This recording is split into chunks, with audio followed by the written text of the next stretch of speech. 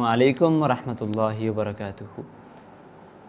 اگر کوئی شخص کسی فن کو یا کسی بھی قسم کے علم کو سیکھنا چاہتا ہے تو وہ ان 5 چیزوں کو فوکس کرے۔ اس شخص کے لیے کامیاب ہونے کے لیے 5 چیزوں کو اپنی زندگی میں لانا، اس پہ عمل کرنا بہت ضروری ہے۔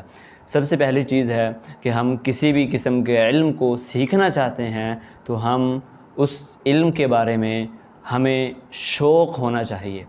اپنے دل و دماغ میں، اپنے وجود میں شوق کو پیدا کیجئے، شوق کو اجاگر کیجئے، شوق کو لائیے۔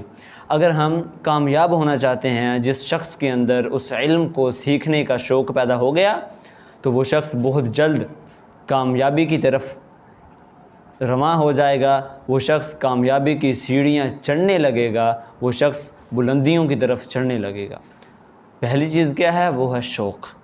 اب دوسری چیز کیا ہے کہ ہم نے اس علم کو لکھنا ہے۔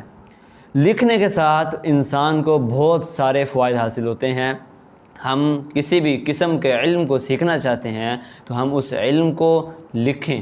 لکھنے کے ساتھ وہ چیزیں، وہ الفاظ، وہ باتیں، وہ علم ہمارے ذہن میں خود بخود آنا شروع ہو جائیں گی، خود بخود بیٹھنا شروع ہو جائیں گی۔ دوسری چیز کیا ہے کہ ہم نے اپنے اس علم کو لکھنا ہے، لکھنا ضروری ہے۔ تیسری چیز کیا ہے؟ وہ ہے مذاکرہ، کہ ہم اس علم کو لوگوں کے سامنے بیان کریں۔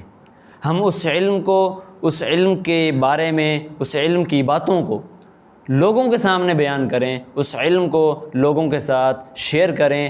اس سے یہ فائدہ ہوگا کہ جو الفاظ، جو چیز، جو سبق ہم لوگوں کو سنائیں گے وہ ہمیں ہمیشہ کے لیے یاد ہو جائے گا اور ہم کامیابی کی سیڑھیوں پہ چڑھتے جائیں گے، بلندیوں کی طرف چڑھتے جائیں گے۔